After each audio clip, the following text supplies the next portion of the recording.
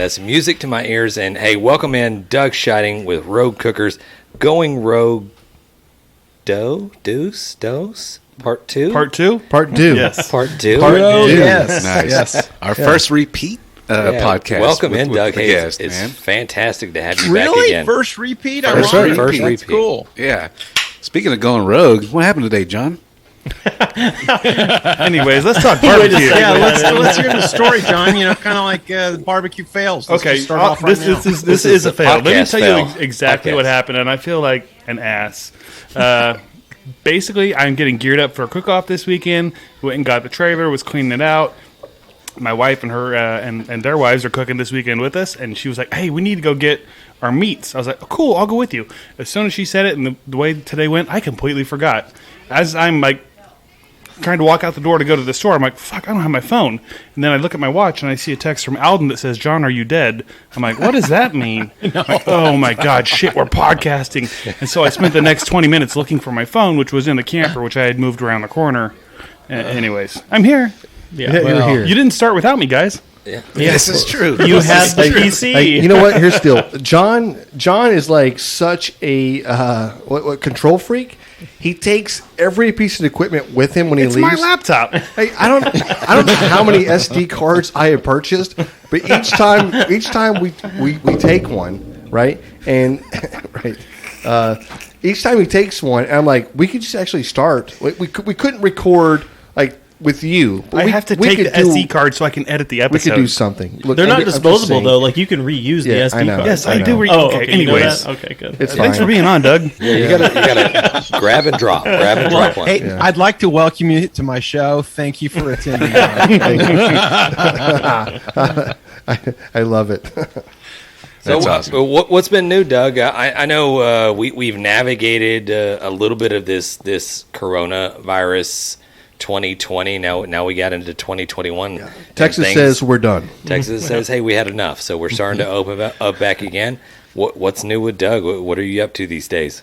Actually, a couple weeks ago, I was asked by All Recipes. Actually, Adrian Miller. I'm not sure if you know him. He's written a couple of books. James Beard, a winner. Yep. And he wrote Black Smoke recently. It was just released. So he had asked me to participate in a article and a series on All Recipes that he was doing. And so I wrote on technology and barbecue with obviously a slant towards pellet cookers. Right. So that was released about a week or two ago. So that was good. So that's probably been the most recent thing. And this weekend, I am going to. Have you heard of the sausage sensei, Bill Dumas of Liberty Barbecue? I have. Yes. I am going. I've got a. Well, you might know Rusty Monson of the Pitmaster podcast, and he's also an EC of Barbecue Central. He's flying down this weekend. He's just opening up a food truck, and we are going to attend Bill's class. So sounds very specific. Only 2 people per class, 8 to 9 hours. Wow. I think I checked my keys and my cell phone in at the door, and I'm locked in for 9 hours. That sounds freaking amazing. Just read off your notes. We'd like to know exactly. He hasn't attended yet, so we're Oh yeah, no, it's Saturday. Yeah, I can't believe it's going already. to have to have him back on next week so we can discuss that. Yeah. So I know Ernest Cervantes has taken his class and said it's amazing. So, and I just saw a post today of some bulgogi sausage that he made that they're serving at Liberty. So I'm kind of stoked. I think it's my next rabbit hole I'm going to go down. No, you know what? It is a first of all, it's an art form, and everybody can tell you like you have good sausage, and then everybody can tell you the one not to buy, right? Or not the one. No, don't go with that one. It's pretty you know polar. what I mean? It's either good or not so good. That's right. That's right. And then also, so you have good, and then you have epic. Amazing. You have the one you talk about. You can't the one you can't buy in the stores. The one like, hey, I had somebody made this. It was stuffed with this and it was this. Mm-hmm. It was the best I've ever had in my life. Can I just talk a little really quick? Yeah. So I work in oil and gas, and I get from time to time. I have a few. I'm a buyer, so from time to time I get a few gifts here. It might be a little smoked meats. It might be a bottle of bourbon or whatever it is. Yes, they definitely are trying to sway me. So one time this guy came and said, hey, I got this batch of sausage that literally just had it processed. It's the same stuff that I gave you like last year. I was like, dude, that stuff was phenomenal. And I was like, okay, yeah. So he brought it down. I was like, great. So I was like, all right, well, this is in the morning. He brings it in. So I was like, I'm going to stuff it in it's the community fridge, the freezer at work. Oh.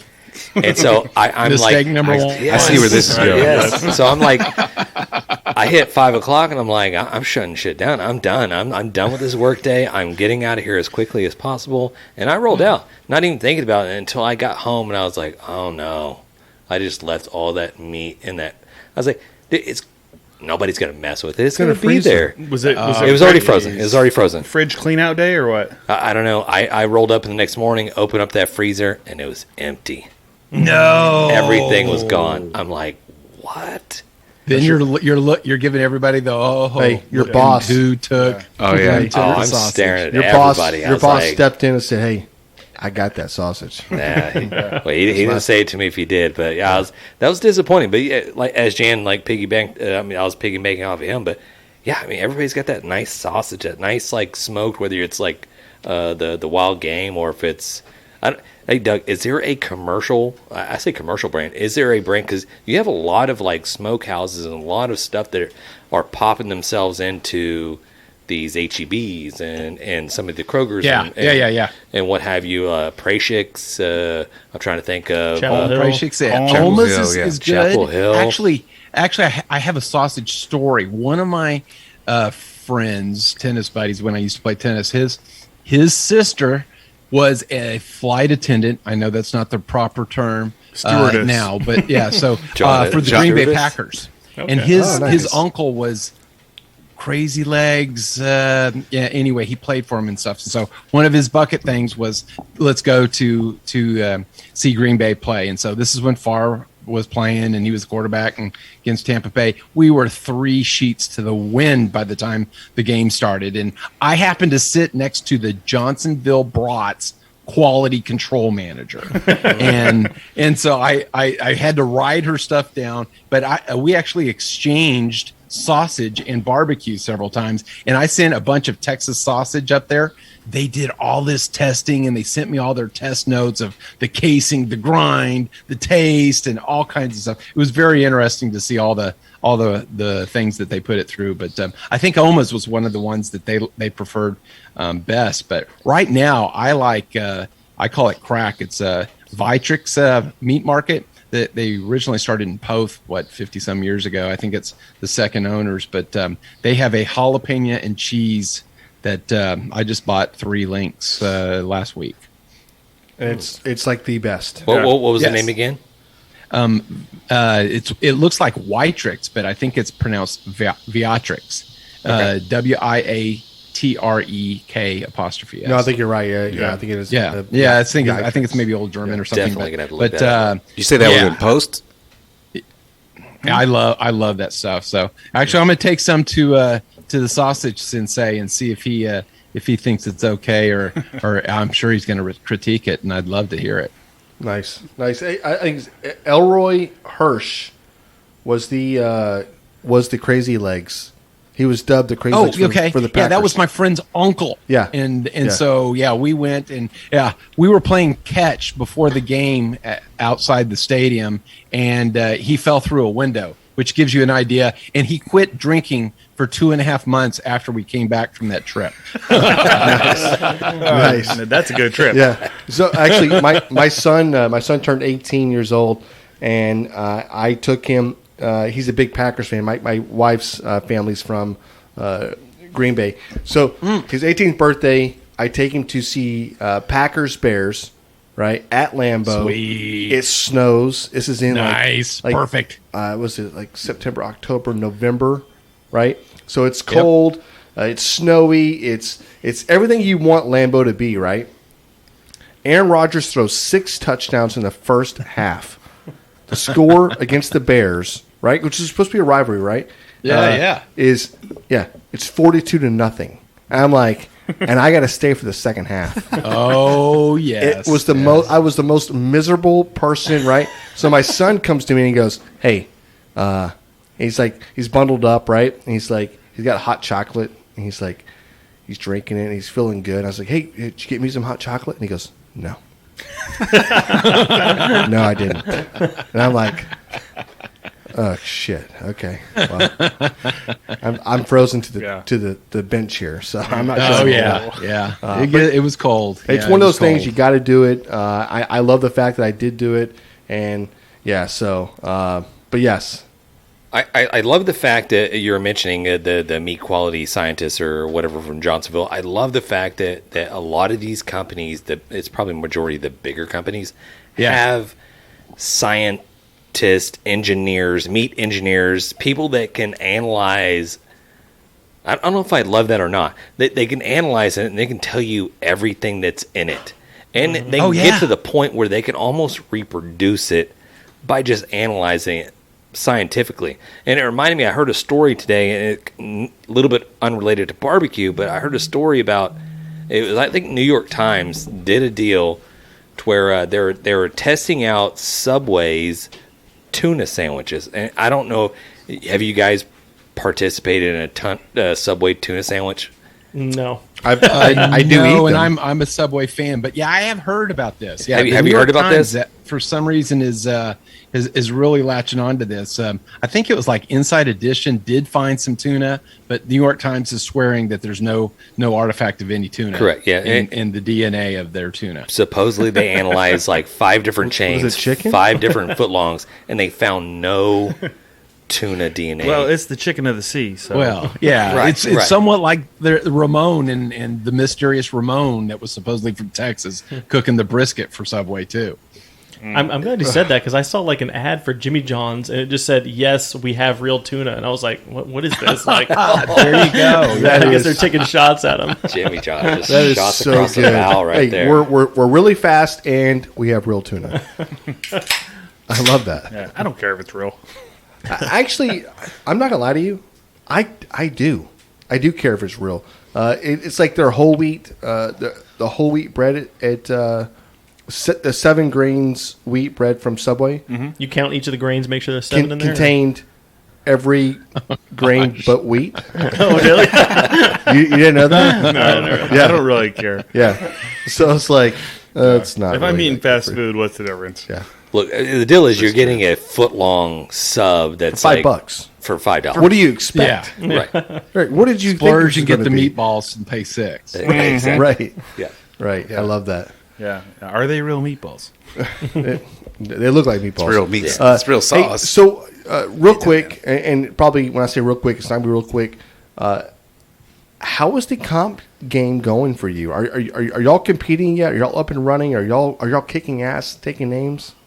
No, we, my wife works at the hospital and stuff, and so she's pretty aware of all the COVID things, and we hear it and stuff. And so, actually, I haven't competed since the Houston Rodeo, and I was really hoping that we were gonna compete this year. So, I'm vaccinated. There's a lot of mask holes, as I call them, that don't, that early on that weren't weren't wearing the masks and stuff, and you just can't control your environment in that situation. And so I was like, nah.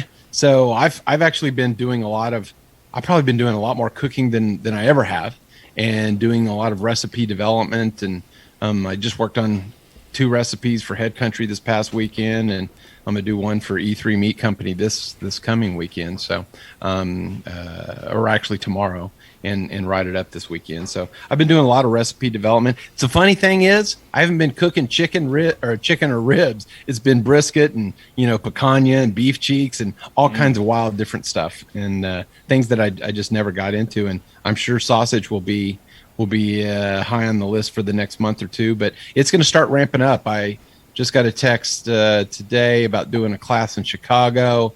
I'm supposed to go to Montana to do an event up there. It's a KCBS cook-off, and I'm going to be going up there for a large Kenyon Noble, one of the hardware stores up there in Bozeman, Montana, and stuff. And so going to Santa Barbara. So I'll start getting out and making the rounds here soon. So Traeger kind of shut down, so from the standpoint of doing activities and things, and that's that's usually who needed me to go places and stuff. But no, I kind of stayed away from the competition scene during the whole COVID.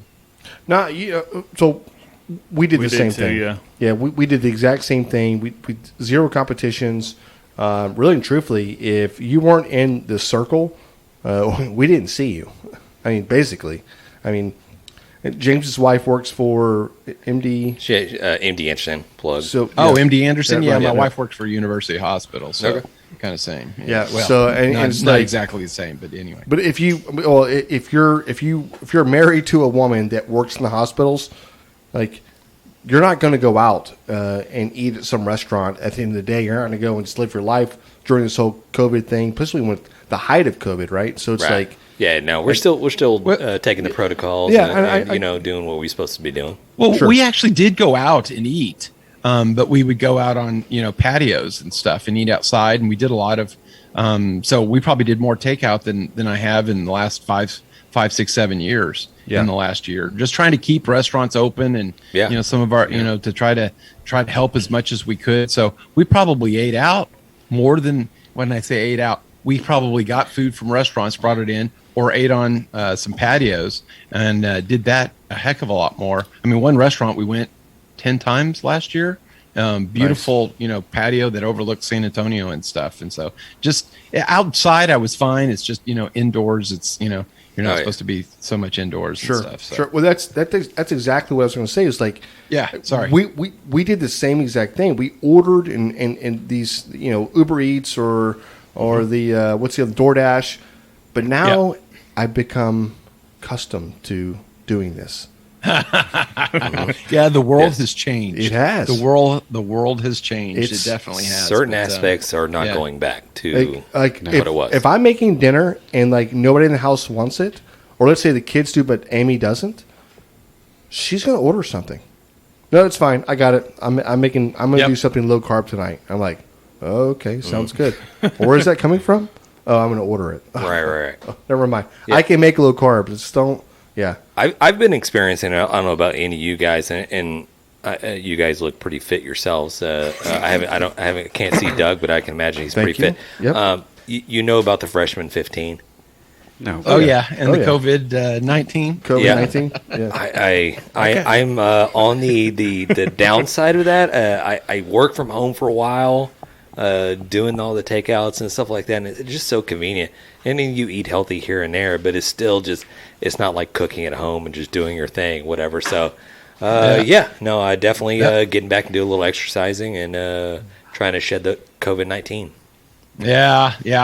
For the first 6 weeks, I put on about a pound a week. The first 6 weeks, because all we did was sit around and drink wine on the back porch and read papers and work and that kind of stuff. And then I got big into biking. I actually had a bad bike accident last September or so. And but my wife bought a Peloton. I did not buy it for her, and actually I ride the Peloton now. So I'm actually getting back in shape now. Yeah, my wife bought me a Peloton. Yeah, maybe. She rode it tonight, so I ride it 3 or 4 times a week. But I kind of like it. I like the competitive nature of it. So. Yeah, I do too. Seeing somebody on the list who's like right there with you, you're like, I'm going to push a little bit harder to get Especially the 20-year-olds. Yeah. With an M of 20, and you're like, okay, catch me. Yeah. Now, when the M with the 60 next to it beats me, I'm kind of like, damn it. Oh, yeah. I got to do this more. Yeah. I also have a Peloton at my house. I don't use it. Yeah, I noticed. Yeah.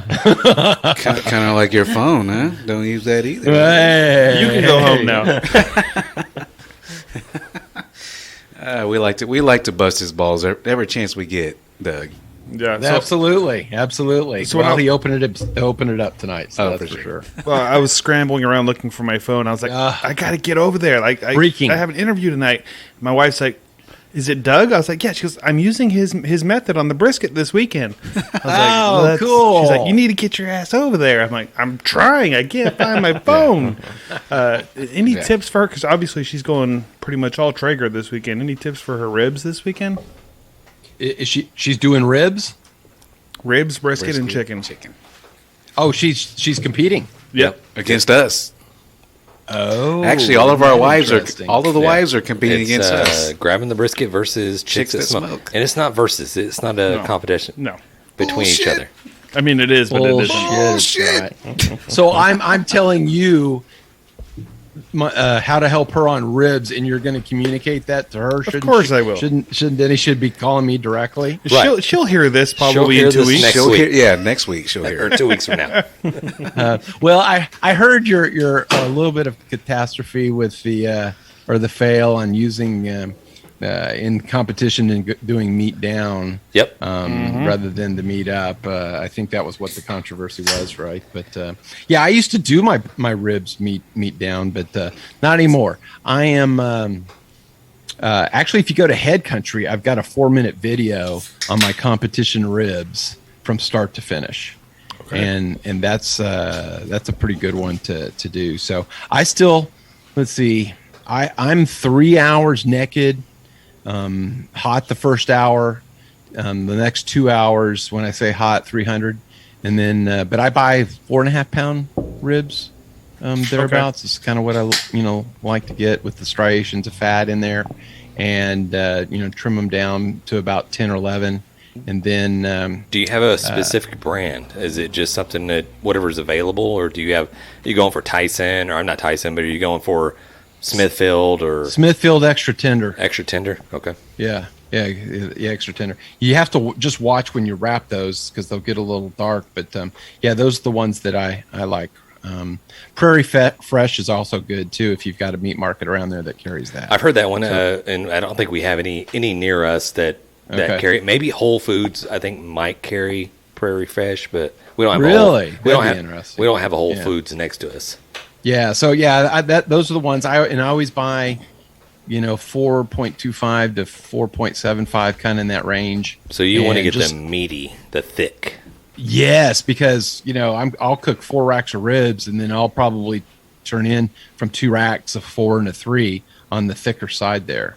So, and then I'm 3 hours naked, 2.5 hours in the foil at a lower temperature, maybe 250 or so, and wrap with obviously some juice. I use Coke, and I've tried all kinds of different things. And Coke, if you know Darwin Hoel, he actually I got into cooking because of using Coke. I think we spoke about that last time with Aaron McCargo and stuff. And so, but I still do that, and I've tried all Dr. Pepper, Mountain Dew, and all kinds of stuff. But I am maniacal about the bark. There's 2 things on the bark. Number 1, I don't like it when you bite into the rib and the bark comes off like a piece of jerky. You know how it kind of comes off out. It tears, right? Yeah. It tears. I hate hard bark. So my process is all about not having hard bark.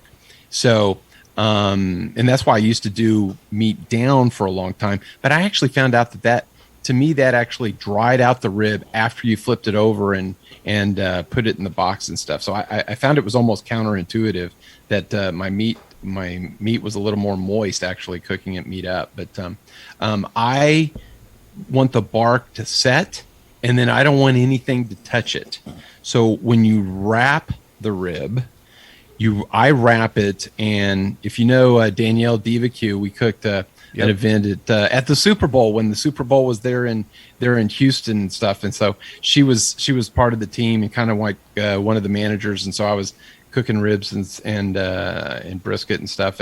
Actually, at a different event, but anyway, I wrap it like an A-frame house, and it's real easy to move the ribs around rather than a nice little present like she wraps them. But I wrap them like an A-frame house, if you know what I mean. I fold the sides up and then I crunch it along the top, and that way the foil never touches the top of my ribs, and so it never messes up the bark. So do you think the steaming does the steaming effect inside? Does that change the way that it's going to appear when you open it up, or is that going to be the same had you wrapped it tight? No, it's fine. Yeah, it's fine. I mean, my ribs are definitely fall off the bone. Sometimes you got to be careful because the bone will come right off the rib. Sure, but no, I mean that's exactly, and that's my recipe on Head Countries is fall off the bone ribs. And but I just don't want that foil touching the top of my rib and messing up the appearance of that rib. I'll be honest, I've never met anybody that does not like fall off the bone rims. Right? Like they're always Never. like, no, you have to have a bite Yeah. rib. But everybody loves I that. know you hear a case for KCBS. KCBS. The KCBS people, and God dang and it. that's what they're used to and stuff. But I so feel I'll- like I'll I do feel it- like those judges are just being a little snooty. nah. Like they have to judge that way, but if they're cooking in their backyard, they're cooking it the same way, right? You know, Right. maybe so, but there's something there. Okay, I'm a big rib. I love ribs. I almost sometimes prefer ribs over even brisket or anything Watch your else. right? mouth. Which is hard to say, right? But ribs are just like you can have one, you can have another. I can't just keep eating slice after slice of brisket. Like you got to put it on something, a sandwich or tacos, or you got to do something else with it besides eating a slice after slice of brisket. With that being said, I don't. There's such a thing as having Too tender? too done. It's almost mushy. Right, you don't want it mushy. There's a texture thing that I have a problem with. That when I go to Agreed. bite into it, and I'm like, I can't do Yeah, this. there's a fine line No, between fall off you the know, bone agreed. and, yeah. But with the thicker rib, you're not going to have that much of an issue. No, I think you're right. I think you're right. And then, is there a certain temperature that are you running it up to like 210 or 212? Well, no. So 300 the first hour naked, 275. Well, it depends on how heavy, So if I'm more on the 420, 4.25 versus 4.75, the 475s I'll run at 300. If it's 4.25, I'll run at 275, and then back down to 250. And then the 475s, 4.75 pounds, 300 the first hour, and then 275. So that's kind of because I'm all about trying to cook the same weight. Yep. So I'll buy the same weight so that my process and time is all locked in. So that's the only variable is depending on the weight, I'll change it by 25 degrees. And then when I wrap and I back it down to 250. And then I do that for 2.5 hours. And then I'll pull it out and glaze them for 5 or 10 minutes with a, kind of a lukewarm kind of glaze and then put that on there. If I'm lazy, I'll, keep them in the foil, but typically I'll take them out of the foil. I'm not gonna lie to you, Doug. This is the engineer that's inside of you right now. Yeah. Yeah, I love it. Oh, okay. Because okay. it's I've got because a you're process down. you're so precise on this, and you've done this. And here's the deal, like anybody listening right now, Oh, they're loving this. Yeah, this is how you get good at doing anything in life, right? You practice, but you practice on not just like, okay, here's my rack of ribs. I treat every rack the same way, right? Are you buying the same size rack, Yeah, same you, weight you, wrap? You can't do that. Yeah, you cannot you treat the same just rack change one little as this variable. rack over here. That's right. Yeah. And yes. I love So the fact that's my that you range. yes, Yeah, that's my range. Yeah. I love it. I love it. This is fantastic. And I do that with chicken and not so much brisket, but yeah, so chicken as well. I the same weight every time. Yeah. It's just a variable you don't have to mess with. That's right. Sure. That's right. But Well, speaking of chicken, is there a certain weight of chicken that you typically go for? I mean, do you want to go? You don't want to go gigantic bird, but you don't want to go like super. well, it's got to super fit small. in the box, Right. Right. If you're doing a half. So I heard somebody say in one of your podcasts that you get like 4-pound birds or so. I get bigger birds. I get I more than 4. 4.5 to under 5 pounds. Okay. That was Chef. 4.5. Who was it? Chef, whatever we had recently. Was it Breeden? Chef Brandon? Yeah, Durden? Yeah. Yeah, Brandon, could've yeah, been. yeah. Yep. So yeah, and he had some like heritage birds and things like that. I actually buy Sanderson at Walmart. Okay. Okay. Sanderson is my brand. I've tried Pilgrim. I think I'll use Pilgrim and stuff like. Use Sanderson. Use the Sanderson Young Fresh. All right. Nice. We'll definitely try And it. the difference is that the Young Fresh they can actually freeze it down to 29 degrees, but it's not frozen like a bowling ball like your turkey that you get on Thanksgiving. And I never I think with Malcolm you talked some on the freezing and things like that. He never freezes his brisket, which I do, and I don't have a problem with that. But I do think it changes the texture of chicken. And I don't think I've ever gotten a top 10 walk after cooking a frozen chicken. I love this because at HEB, which I purchased a couple of times, where you can buy Yeah. It's the air cooled I feel like they're always frozen. chicken. Yeah. It can be partially frozen. It's partially, 29 yeah. degrees, Okay. yeah, but not frozen all the way through like a bowling ball. Right. So I bought the air cooled chicken, and it is like every time I make it, somebody goes, "Oh my god, this is so juicy! This is so." There's always a comment after cooking. Yeah. The I don't think chicken. I've ever had good chicken when you made it that way, I guess. Okay, John, I see what you're doing Right. here. I'm kidding. You make John- great Well, John I couldn't like find the his fact phone. that someone said they were keeping a chicken journal. I was like, I like that. Yep. Yeah. So yes, That's But, me on my chicken adventure, trying to nail down my own recipe and everything. perfect. That's perfect. But also, I think there were a couple of comments because I listened to one of the podcasts and there was some chicken discussion.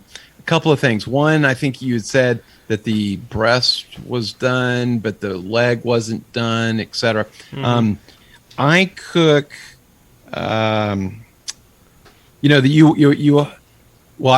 First of all, if you're not cook a chicken on a Traeger. Have y'all been cooking chicken on Traegers at all? Oh yeah. Yeah, yeah. Oh We yeah. do. Okay, all right. Yeah, we got like do you 10 of put the them. breast in the front or the face in the front or the back? I don't know that we pay that much attention. I do it parallel, just like breast facing. Okay, box. here's Probably a the big box. trick. Box, yeah. Here's a big trick on almost any pit. Okay, put the thicker side. Well, except with chicken, but if you've got ribs, put the thicker side towards the back. If you've got a brisket, put the point side towards the back. It's always going to be inherently a little hotter because you're always opening the lid every now and then. It's just going to be hotter and cook hotter in the back. Well, with chicken, you want to cook the leg and the thigh, and I never really even temp it.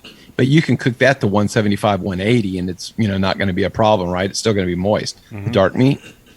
But you're concentrate on the breast. So the breast to me faces out, and I always temp the breast. I never even care about what the leg and the thigh are because they can go for another 10, 15 degrees, and I do pull under 165. I'll say that.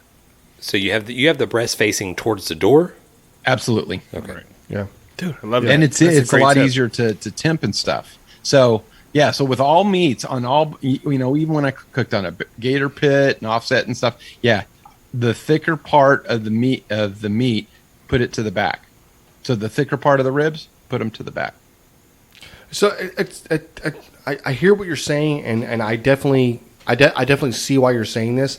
But right now I'm going back in my mind of how many times I've cooked a brisket or ribs or anything else, and even when I've gone like a lot of times I'll go with the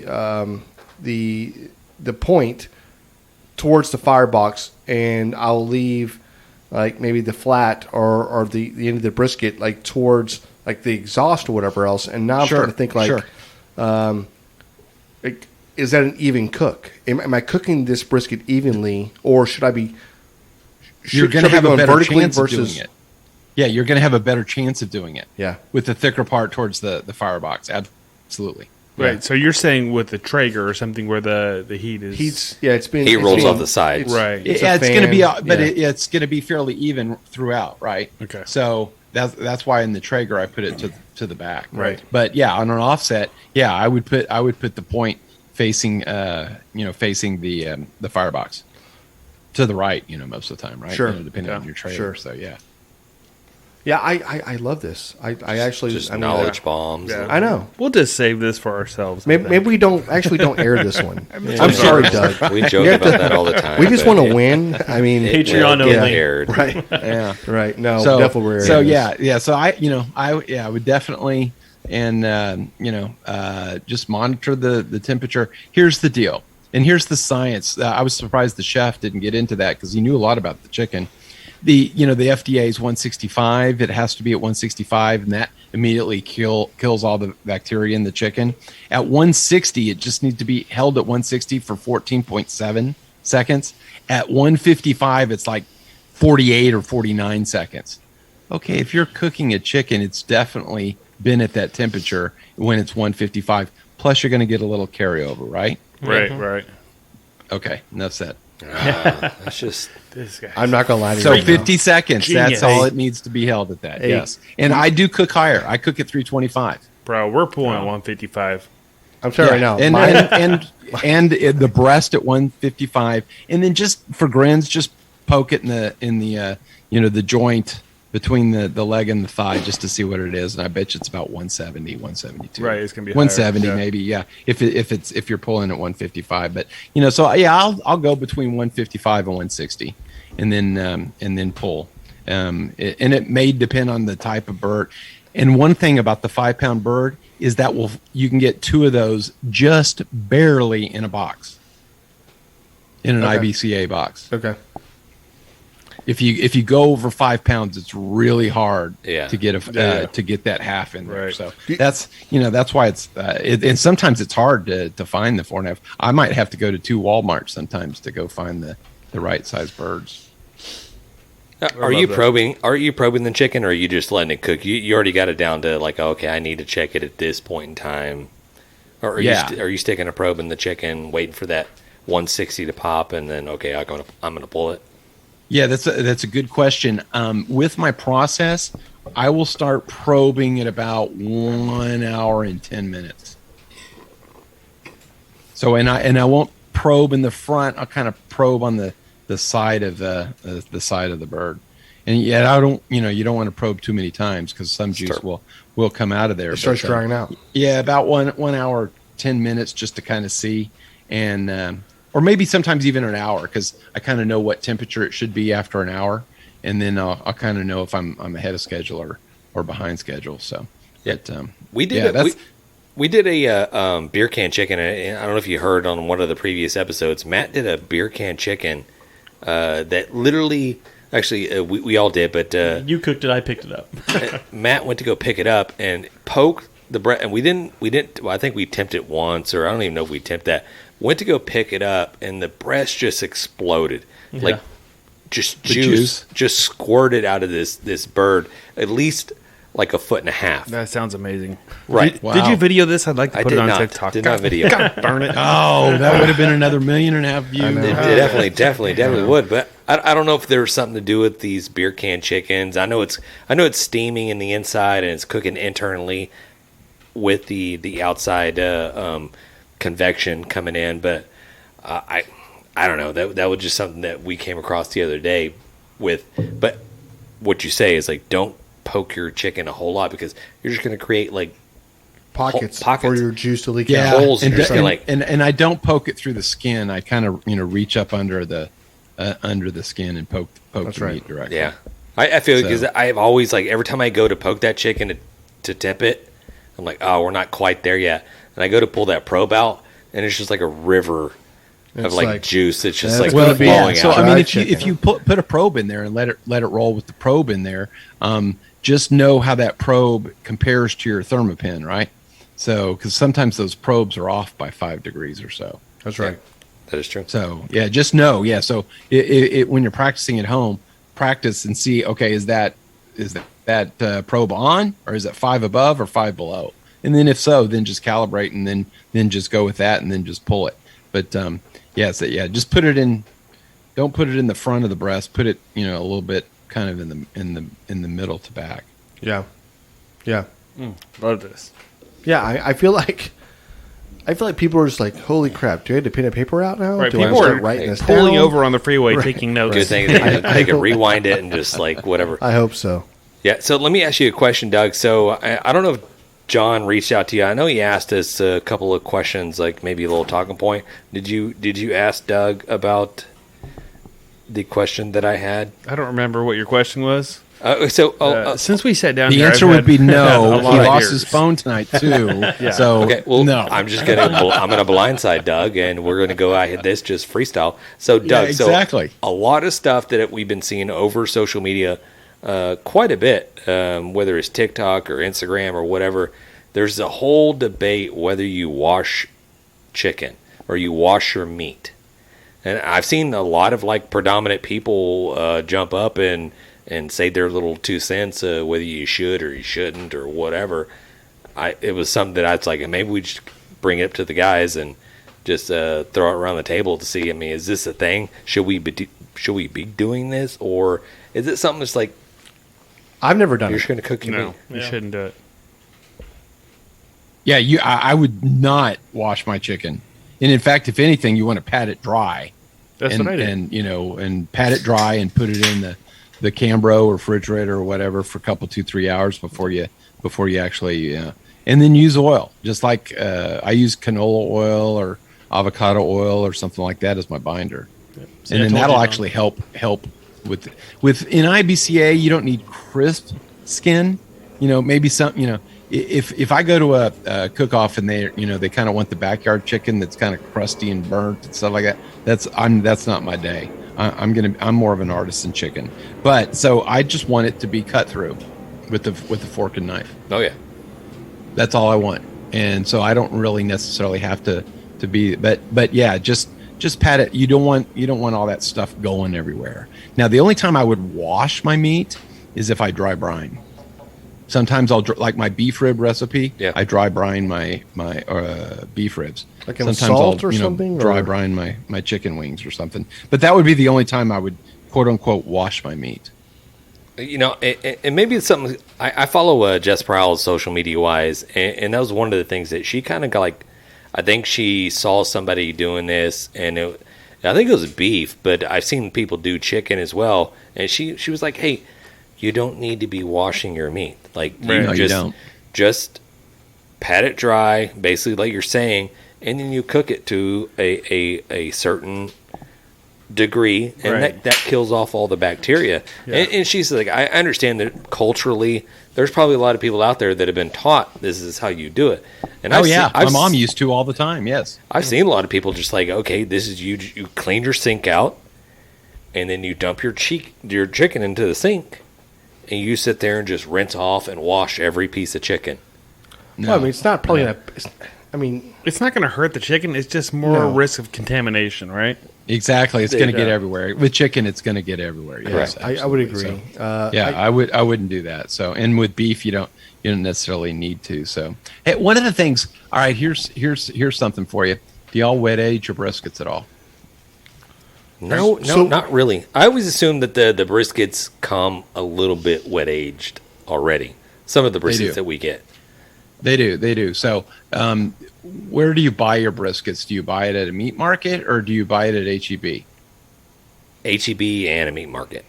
Okay. All right. So at HEB, do you know the meat manager or do you know the underling that basically works? The meat manager is always there early in the morning, and then the underlings are usually there in the afternoon. You need to know both of them. We do not know I that. don't know them that well. Okay, Yeah, you do. You need yeah, to know them yeah. both. You need to know them on a first name basis. They need to have your cell phone. So if they get like prime briskets or prime, beef ribs, etc., that they're calling you and say, hey, because when they place an order for 100 briskets, and if let's say choice briskets, and if they don't have 100 choice briskets, they'll throw in 40 primes to with the 60 choice. So they'll actually, that's how they get the primes a lot of times if they haven't ordered them. It's just to fulfill the order of 100, quantity 100. So you need to know those people so that they will contact you when they get good high quality meat.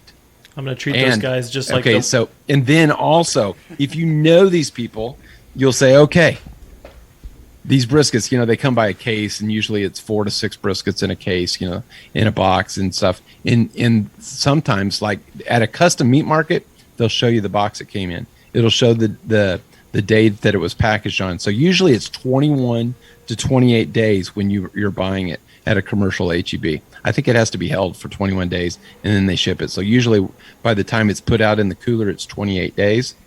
The optimum time is 45 to 53 days. So what do you think? You need to probably put that brisket in your refrigerator for two weeks. 2 weeks. Yeah. But don't put it in the one you use all the time. Put it in your spare refrigerator that's cold and in the back, and it's you about never 40 open it. degrees. It just Yeah. stays shut. Well, that's And good. wet age it. Yeah. Those enzymes will help break down the meat. That's nice because we have a kitchen refrigerator, or a living room refrigerator right now. So. Exactly. So put it in the back where it's going to hardly see the light of day, Yeah. and just let it age there for another 2 weeks. I love that. I freaking love that. That is so. What Alden's alluding to over here is that we were actually in the kitchen earlier today, and we were breaking down chicken. And James goes, "Hey, can you go to the fridge and get me this out?" And I said, "Yeah, no problem." And he goes, "No, it's my living room fridge." Well, from the kitchen to living room is like 6 steps. I'm looking, and there's a fridge in the kitchen, and then he has, of course, he's doing remodeling, so his old stainless steel refrigerator is actually sitting in the living room plugged up. And I'm like, he goes, "No, it's my living room fridge." I was like, that's so bougie, man. Like, I don't know what to say. It's to going to you. be the garage. It's going to be the garage fridge. Okay. Yeah, exactly. No, you want it so it's not open. Yeah. I have a barbecue shelf in our utility fridge, and that's off limits. That's where I Malcolm, you got into it with Malcolm, right? The flash freezing and things like that. So when you flash freeze it, the ice crystals are smaller, so it doesn't tear up the meat fibers as much. And so that's basically what's going on. So then when you thaw it out, you want to thaw it out as slowly as possible. And that will also help from the tearing of the meat fibers, which is what Malcolm was talking about, and not being as able to hold the water retention and stuff is because you're destroying the meat fibers by either freezing it too slowly or thawing it out too quickly. Nice. Snap. Nice. Yeah, so that's why I don't have a problem cooking frozen briskets. Do it all the time. Right. In fact, if I find a good brisket, I'll throw it in there and keep it for 6-8 months. Not a problem. Not really think 2 cents about it. A lot of people say 3 months, etc. Doesn't bother me, but just not chicken, right? Yeah. Not chicken. Not chicken. Oh man, So, I'm going to listen yeah. back to this and take notes. Right. But All right. yeah, so 45 to 53 days, and I learned that tip from your butcher, David Busca. Nice. Oh, all right. The butcher guy. The butcher. Always trust your butcher. Oh, yeah. Well, let me ask you this. There's another question that I gave John that John did not. Well, John didn't do a lot of stuff today. Sorry, John. I'm Well, not trying to give you he that helped much. the other team go get their meat. Oh, This yeah. is he true. did. He Yeah. did. This is true. Hey, It is you what it all is. have to live with those people. This is true. All right, so a trend that I've been seeing all across like social media is this beef tallow, and it has to do with briskets, and it has to do with making it super tender, making it the best brisket that you're ever gonna have, as long as you have this beef tallow to be able to soak your brisket in it. And I've even seen, and I'm not trying to throw any shade towards anybody, but the mad scientist on YouTube, I think he did a bunch of like comparatives, like this, that, with or without the beef tallow. I think he injected the brisket with beef tallow Really? to see if it would make it more juicy or not. And I think he came up with, it was like, yeah, beef tallow is the way to go. It makes your brisket more juicy. Any thoughts about that, Doug? I mean, is that fact or fiction? I mean, I understand. I mean, when you cook your brisket, and if you wrap it, you're going to end up with some type of like au jus and tallow. So they're just using that to wrap with Leaking. their brisket, basically, or what? A lot of them, Well- like, they have it already I pre-reduced see what you're down. saying. Yeah. I would say no. And here I haven't done it. I don't plan to. Tallow, like you say, is mostly the fat portion, right? So if you have some au jus, you put it into the refrigerator, you would basically have the au jus on the bottom, and then you'd have a layer of tallow on the top, right? Mm-hmm. And from a separation standpoint, this is the same religious question: fat side up, fat side down. So oil and water don't mix, right? In the same way that au jus and the oil and the fat don't mix. So the fat in a brisket is oil. It's made of carbon bonds. So those carbon bonds are really strong. That's why it doesn't mix with the au jus.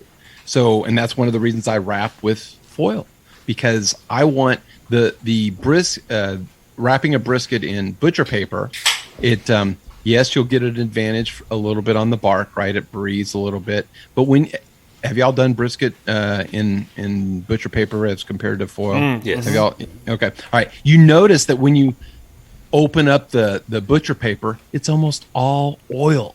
Yeah. And I don't want my brisket sitting in that oil for 2 hours. It disgusts me, first of all. And secondly, you're losing all the black gold, the au jus.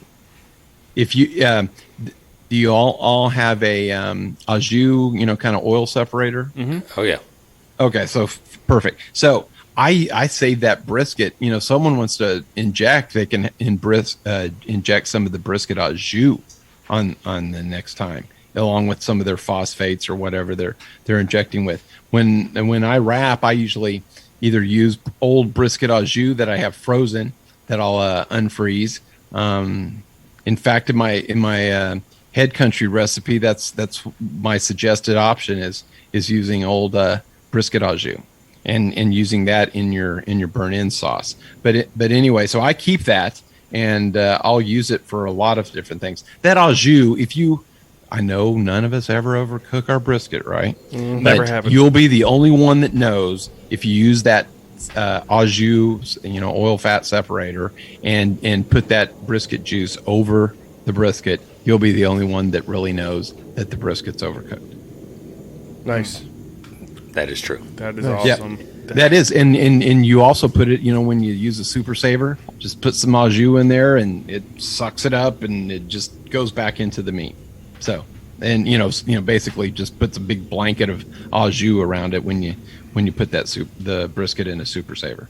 Yeah, and that's the number one proponent of us using foil as opposed to doing the paper. I mean, we always experiment. Let's do this, and I think we still want to do a little more experimenting with doing the butcher paper. But you got to have that au jus, that black gold. I mean, Right. Yep. when you pull that brisket out and it has all that juice, and you separate that, and you can just get the au jus out of it, and you dip the brisket in, it tastes like nothing that you've ever had before. I use it in chili. I use it in beans. I use it in all kinds of stuff. I've got There it probably is. 6 cups This is frozen gold. in my John, my freezer. Edit that out, John. Right. Can you swing some of that by the house? We Edit need that some out. this weekend. just put it in your coffee. Here, and I don't know if I've told y'all this or not. I know that Denny had. I think she looked at my recipe and stuff after I was on last time and stuff, and only use 1 rub on the bottom of your brisket, even if you use 3 on the top. Okay. Okay. And the reason is, and I forgot who I learned this from. It might have been Malcolm or somebody that I heard say this on an interview. It's my au jus was getting too salty, and I'm a 3 rub guy on my brisket, and of course SPG is always the foundation, and then I'll vary on the other 2 rubs. But anyway, so I use SPG on the bottom, but when you put all 3 on there, it makes your au jus way too salty. Okay. Good Lord, that's a knowledge bomb. No, I can see that, but what do you say for the people that use 8 rubs? 8 rubs, using too many rubs. 8 rubs, and they pack them in. Right. You're not going to get a smoke ring. Yeah, I'm going to say that I would that agree with you. They're Yeah. probably don't pack your rub, but yeah, I use on my steaks I use 4 rubs. Not that I'm using a heavy rub, but on my brisket I use 3, maybe sometimes 4. Yeah, so I would agree with you, and not because I just want to kiss your butt or anything else. No, argue with me. I like it. But I would agree with you. We've always been probably a 4. We're a 4 rub. Pretty much. Whatever, right? Yeah. Predominantly for the last 20 years. 4 rubs. Every once in a while 5, but 4 rubs is probably the max. But we always go light on one side, and then we go heavy on the other side. Yeah, so heavy on the meat side. Then, Yeah. hopefully. Yep. Yeah, Right. and then so just use 1. That's all you need. I mean, I know Craig Sherry when he does his briskets, a lot of times he doesn't even put rub on the fat side, but Yeah. I always do. It's just going to render. Yeah, it is going to render, gonna go but, au I jus. mean, and plus it's going to go. But anyway, so I just do because I know that's just kind of the salt level that I like. And when you put a rub down, put the salty rub first. Put the salt rub down first, whether it's a steak, whether it's ribs, whatever. Put that one down because that'll actually absorb a little bit into the meat and it'll help with moisture retention. Yep.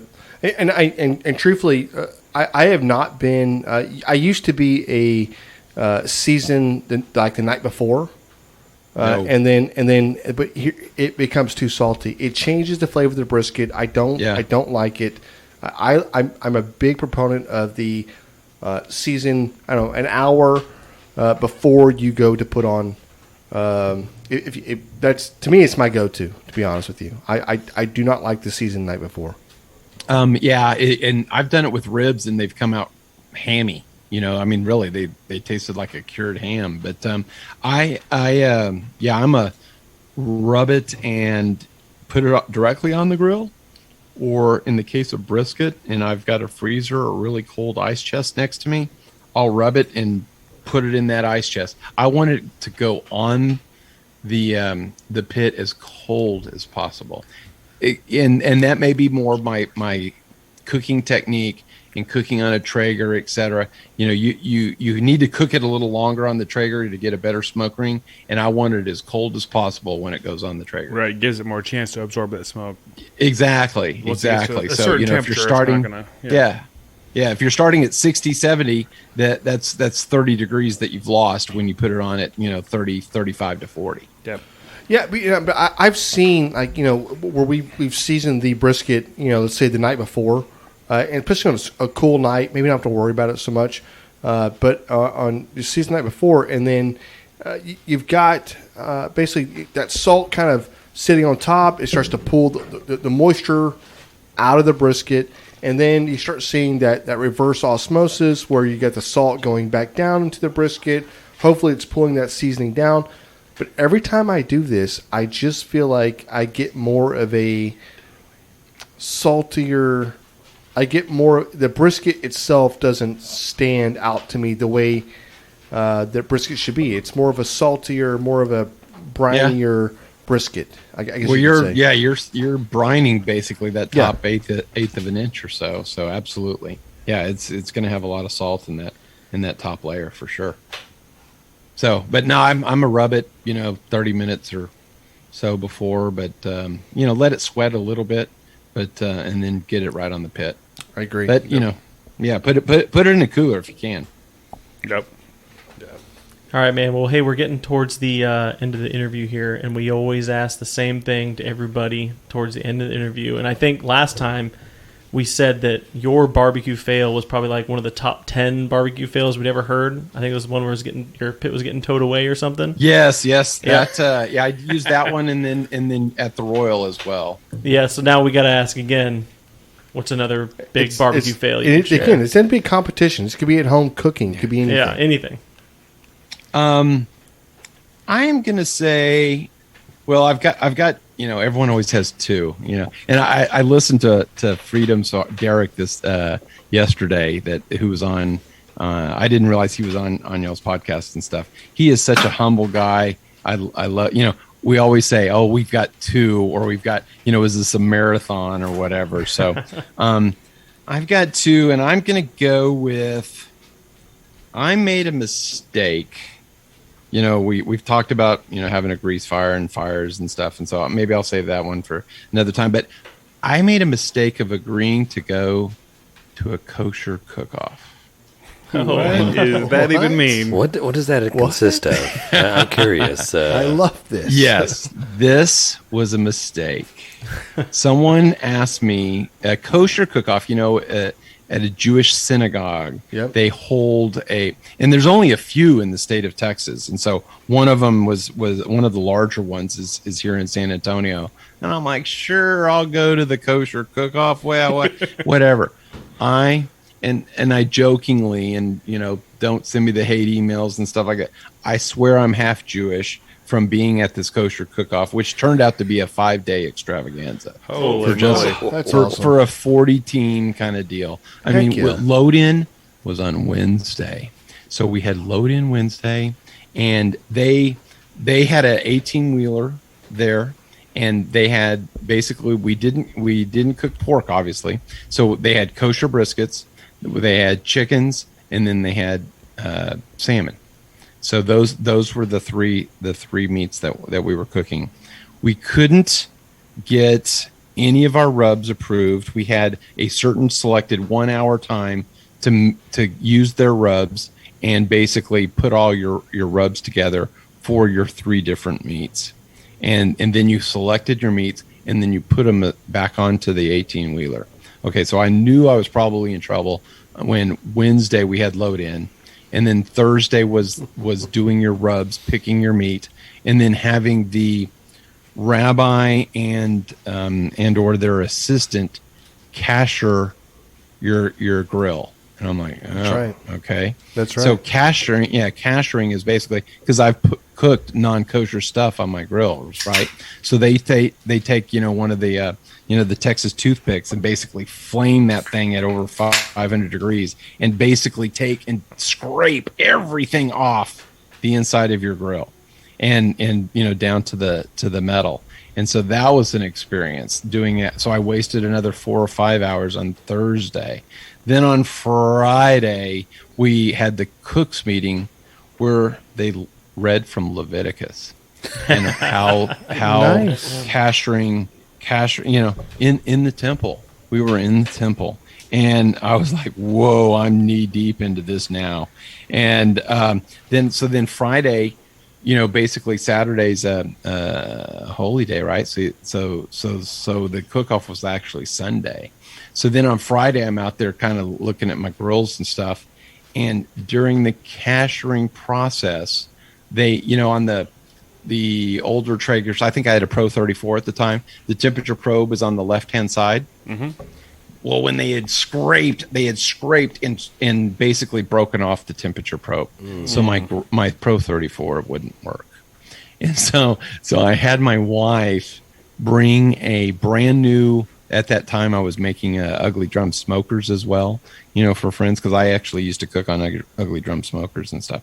So I had her bring a brand new Ugly Drum smoker in the back of her Prius to the cook-off because the cashiering was over. I couldn't bring another grill in unless it was brand new. If it was brand new, it was okay.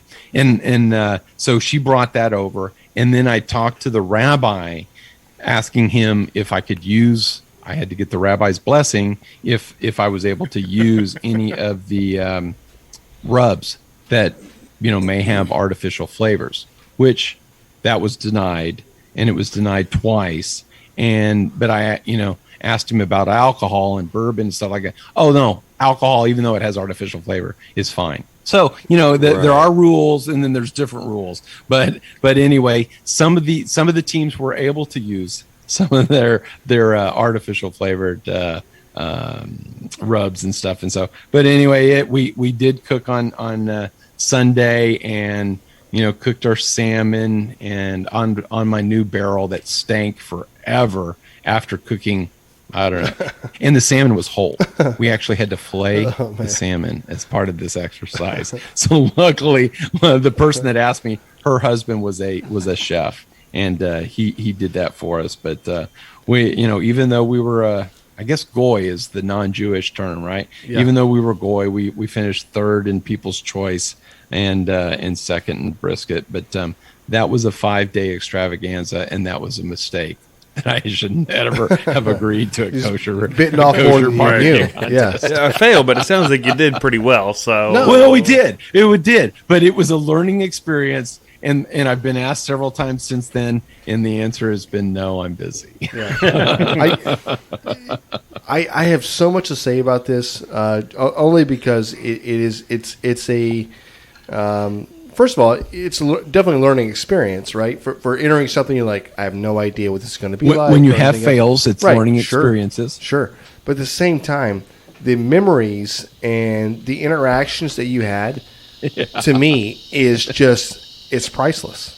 Yeah. At that point, right? These are the learning experiences. I love that. When you screw it up badly, it's a learning experience, and you remember it a lot. Sometimes a lot more than the successes, or at least the mid-level successes. Sure. But it was fun. I've done it once, and it was just a whole totally interesting experience and stuff. So I couldn't believe I couldn't use my own rubs too. But breaking my Traeger wasn't good.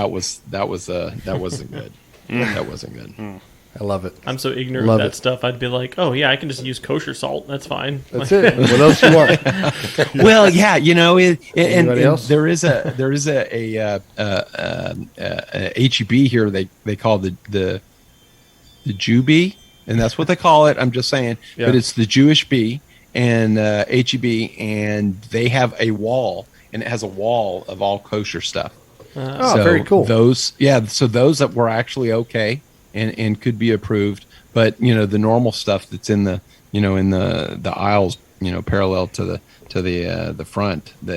But yeah, no, but it Those was aren't was kosher. actually very You can't use very them. interesting. And I've stuff. been blessed. But, yeah, I do remember reading from Leviticus though. That was a life changing moment. That's very cool. And now he's a rabbi. Very cool. Yeah. My Jewish best friend here in San Antonio doesn't think it's funny when I tell him I'm half Jewish because I attended that. We appreciate it, Rabbi Doug. Yeah, right, exactly. So yeah, he probably won't like that I'm going to a sausage class this weekend as well. But, No, probably not. That is awesome. Anyway, so yeah. I do have to throw a movie reference in there because that's kind of what I do. So Robin Hood Men in Tights, Mel Brooks. Oh, Dude, yes. he's in there. He's like, this is sacrificial wine. He's like, hey, we're going to bless everything till we get first snicket. What does first snicket mean? I don't know if they went over that in Yeah, Leviticus. yeah, I don't think that was part of his training. I don't think we go over No, that. I don't, but, yeah. Who knows? Yeah. Oh, I don't know. Okay. It was sacramental wine. I don't know. Right. We can bless the birds. There's birds here. Well, There's- the dichotomy of being able to drink alcohol, which has artificial flavors in it, I like that. That was actually a reprieve. But, That's what so got I you didn't through. complain about that. Just not but I seasonings thought on meat. Yeah, Gotcha, it was, gotcha. yeah. Fair enough. Well, yeah. But anyway, just keep your eyes open if you get asked to cook in a kosher contest. Say no. Yes. Yeah. Or say yes. Well, or let somebody else lead the charge and then help. That's the team right. sort of thing. So, because it was kind of an experience sort of thing, and I normally don't like those people choices, where you actually have to serve, food to the Yeah. masses Ugh. and then people vote and things. But, sometimes it's actually pretty neat and stuff. So, but, Before we say goodbye, I have one final question. We do have a cook-off this weekend, and we are doing a cook's choice. And in your opinion, what would be the best cook's choice that you could make? Not that we could make, but what would be your go-to? Yeah, and if it's cook's your choice? go-to, what is the recipe? Right. so is it basically it's a cook's choice where it's the people are voting and you're feeding the masses? Nope. Nope. You're, Or you're, it's a- you're feeding it's a- judges. Yeah, it's a judged. Oh, it's judged. category. No, Yep. see, that's different. So it's not the 500 people or 1,000 people Yep. that are attending. Yep. No. No, it's No. not. It's like it's going to be the same. 9 like, judges. 7 or 9 Oh, pieces. okay, so it's of just like a whatever. normal Yeah, turn in. Yeah, It's like a exactly. normal. yeah. that's right. Ooh. Wow. It's on the spot too. I Is know. it on Friday night? It's or on is Friday it night. Saturday? As Friday we're, night. as we're getting there trying to Friday set up night, as well. 9:00 at night. Yeah. A lot of people are going to do steaks for that, right? I think Yep. so. Yeah. During the COVID, I've actually been cooking a lot of lamb. Ooh. And do you know Joe Castillo, the worm? I don't think He's so. he's there in Houston. He used to cook a lot, etc. I was at the World Food Championships and he cooked some lamb, and so I've been on a quest the last 4 years to try to replicate his lamb because it was the best lamb I've ever had. The little if you go to Costco, they have the lamb racks that are like $21, Yep. $23, etc. Oh gosh, it's this weekend. You can still practice though. They're not gamey because I don't like gamey wild meat or anything like that. I cook it like a steak, a reverse seared steak. So what's today? Wednesday? Yeah, you'd have one night to practice, but yeah, I would do something like that. Nice. And you so then you could cut it and you could plate it real well and it would look nice in the box. That's actually one of the things I may do. How you At some seasoning point. your lamb? I cook it like a steak. Yeah. Okay, so just salt and pepper and whatever else. Yeah. Like It's a got like 4 an seasonings. SCA like an SCA type Yeah. steak. Okay. Yeah. Like an SCA type steak. So Nice. use some white lightning at the end. Oh, yeah. Use there's a lot of different steak rubs out there, but so I'd use 2-3 different rubs. Salt is fine. Lamb can handle salt just like a tri-tip can, and so I'd cook it like a steak, and it wouldn't be too long, right? So you'll cook that thing in an hour and 20 minutes, and then heat the grill up, put it on a cast iron, griddle. Is that how y'all reverse here? Yep. Yep. Okay. Yeah. So get a griddle hot, use duck fat, and then get that thing, 450 or so, and then do the Sear it top, off. and then do the bottom, and then just cook it to about. I cook lamb to a little hotter. I cook it not 135, but more like 140, 141 or so, and then measure the temperature in the middle of that, and then. So it should be about 138 there, and then on the ends it'll probably be about 140, 142. So do that and give that a try. Nice. That'd be something different. Yeah, definitely. Yeah, we've done some reverse seared lamb. What do you call them? Lollipops or whatever. We have. They're freaking good. They're really good. Yeah. They are, and so then people can cut, and the presentation would be very nice, and it'd be something different. You damn sure no one's going to be doing that. There's going to be a lot of ribeyes that are going to be turned in. That's true. Yeah. Yeah. But basically, you're at a SCA, just Right, who has yeah. the best steak. Right. Yeah. Exactly. So do the best steak, except do it on lamb. Right. Do something different. Then even if you don't get first, you'll be top 3. I feel like they give you Something points different. though if you just do something different. I think so, like too. you know what I mean. Maybe. But I mean, there's so many different things out there that people are trying, and we went to one where the best one was like they did snapper. Like that was the best. Oh. That's what they always say, but You know? who knows if that's the truth? We've also had No, it's people the say truth. it was a Pop-Tart. I'm like, that's not true. Some people do dessert. Sometimes they outlaw Yeah. dessert in those Yeah. in those chef's Yeah, yeah, choice. Yeah. All right. Hey, very cool.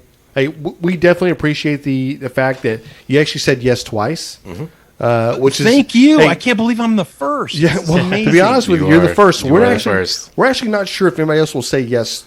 No, after you. we've got Jess Prowse coming on for her second time in a couple weeks here. Jess That is is coming true. back on. It's That's hard right. for them to get me to come back on the podcast. Well, we tried to close the garage, but you show up. That full cooler of beer helps. true. I think. It does Of, help. of the St. Arnold's, right? That's St. right. Arnold's. Bud Light, homie. Bud Yeah. Light. Hey, we definitely appreciate the fact you said yes. And again, Oh, thank you. It's an experience because, Doug, I'm not going to lie to you. You're the smartest person in barbecue that I know. Oh, thank you. Thank Yeah. you for that. So, yeah. I mean, I love your method. I love the fact, the way that you just go through things. Again, thank you. Absolutely. I do everything for a reason. And so I kind of want to know the science usually behind the reason or why I'm doing it. And that's just the way I treat barbecue and stuff. So, but yeah, I think, Derek mentioned that, he had the barbecue briefing and stuff. And so I actually went through, I think 2 1.5 hour sessions with him on that early on. So he's got those in the can. So we'll see. It'd be interesting to see if those are ever. And I went into a lot of the different processes on all the different meats. Well, hey, Doug, we definitely appreciate the Doug Scheiding Going Rogue Part 2. Dough. Part Deuce. I duo, yeah, I appreciate it because I listened to the first one. I'm like, gosh, and not to kiss y'all's butt, but we covered a lot of stuff in the We did. first one from start to finish, and that's why I was like, wonder what we're going to talk about in the second one. Well, wait till the third one. Yeah, right. Yeah. No problem. I will definitely be on for the third one. So I had so much fun, and I listened back to it, and I'm like, gosh, we covered a lot, and I had super energy. We'll in make that- sure. in that- We'll in make that sure interview. John's not trying to ghost you this next time. So, No offense to Malcolm, but as I put in my text, I was getting Malcolm.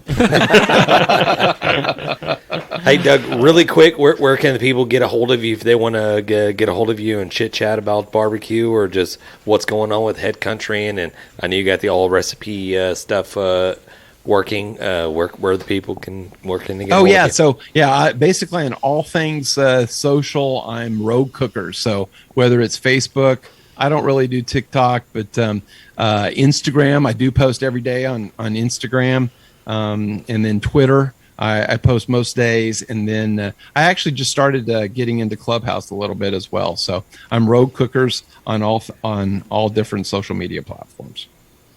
I love Okay. it. And now I have to look up Clubhouse. We don't know what that is. Yeah, I have to look that up. That's Danielle BBQ has gotten me into that a little bit. So I'm actually learning a few things. It's basically an audio type situation. So I can be working and there's different topics and groups and stuff. And so she hosts one every morning from, I think it's 6 to 8. I normally join at 7 or so, and it's different topics. And so I'll join on the ones that Friday. Well, that's a cook day for y'all, but Friday is on competition barbecue, by the way. So she has different topics every We have day. Wi-Fi. All right. Yeah, we'll We listen have on the Wi-Fi. drive down there. Yeah, Yeah. definitely. All right. Where is the cook-off again, guys? Livingston. Yeah, Livingston, we're going. Texas. Yeah, Livingston. Oh, okay. It's Okay. I'm not sure how many teams are going to be there, but don't know. I've heard there Supposed to be some heavy hitters there. Some heavy hitters. Is it showing up CBA this or year. IBCA? IBCA. IBC? Yeah, yeah. Well, it's going to be heavy IBCA. hitters because we're going to be there. That's right. This is true. Exactly. Yes. The ones to watch out for. So, Right. well, good luck. Do well, and when you get top 3 in Chef's Choice, let me know. Yeah, We'll do. We will, We'll man. definitely We give it a will. shot. Seriously, I want to know. Yeah. I want to know. I love it. All right. Appreciate it, Doug. Doug, Guys, thank you so much. always enjoy Take it, man. care. We'll talk to you Thank later. Thanks, buddy. All right. Take care. Freaking love that. Dude, that dude is phenomenal. He's so great. awesome. He's Super knowledgeable. smart. We could just have Doug on every week. Every week. I mean, It would just There's be, a reason why he's I'm on the rebooking barbecue him, yeah. central show like all the I know. time. I know. Yeah, yeah. No, No, he'll be he's our so first. good. It's not like we're repeat, trying to yeah. steal him away from them, but Here's the deal. I feel like the But that's Barbecue it. Central show is a great show. It is. And, I like the show. It's a great show. They're doing great things. But man, we have to like get him away from them. but dude, We have to have him on our show. Yeah, I feel like we just replaced Matt with Doug, right? You're right. That right. would work. dang. Right. That's hurtful. I don't. Hey, listen. If you look around the table here, we get one extra microphone stand. This is Yeah. true. It's just Yeah. for Doug. Well, That's for I Doug. feel like that dude is cool, Yeah, man. he'll commute in from San Antonio every right. week. I feel like Right. we just he kind of alluded to it a little bit. He's like, "What are we going to talk about? We already talked about a lot of Bro. the competition stuff. Hey, you know he just wants this to go is- off the wall. Just this is let's just get a freestyle. barbecue Yeah, roundtable. let's go. We're just Yeah. out here just discussing stuff and having Think fun. about it. That's We it. talk So- about barbecue with each other almost every day. We Right. can definitely talk about barbecue with him. Yeah, and come out with I something think for a second time. So for him, I mean, so Doug is very what is Smart? it? Hey, very smart for sure. Oriented. I mean, like, it's like, hey, so is there a topic? The I mean, dude's so- a scientist. Well, I know he is, but I'm just saying that, like, Yeah, he's he very, wants like, to plan. Is there a plan for this, or I are we need just to going to walk study. the Agenda. Right, like you said, he does everything with a gotta be an purpose. agenda. He does. Yeah. He You does. just study so, a little bit. Maybe that's what like barbecue with a purpose. Yeah. I love this. All right. Wait, are you saying that should be the name of this? I was just thinking that myself, Because John. you don't get to pick. I was saying. I don't know if you looked at the name of the last episode that this went out. It was called "I Picked the Name of the Episode." Okay. That was for Just you. saying. Barbecue with a purpose. It's out there. It's No, out there. I already know the name of this next episode. Mm. Late. Okay, I'm not picking that. Hey, Damn yeah. it. Alden, before we cut this thing off, short, Yeah. loose, whatever you want to call, can you let the people know the business where they can get a hold of us? Y'all know where to go. Depends on what you want. So I saw a thing today, and I was very encouraged by some shirts Versus that discouraged. our competition got today, Ooh. and they got them from Chicks That Smoke website. So the people need to go to our website and go buy our merchandise. Right? What is our website? Our merchandise, our website is grabbingthebrisket.com. Man, you can go buy everything there. You can buy TVs. You can buy Can't buy TV. Nope, that's not correct. ATVs. Nope. Can't buy that either. Can they buy bitcoins there? You cannot buy Bitcoin. You cannot buy there. Bitcoin. Right. I'm not sure you can buy a whole lot there. I will sell you my pick up a couple of Dogecoin. shirts, This is but true. you can see Everything, man. our badass The merchandise, faces. You shirts, can everything. go check our bios out. Go look at our thing. go to our Instagram, go to our TikTok.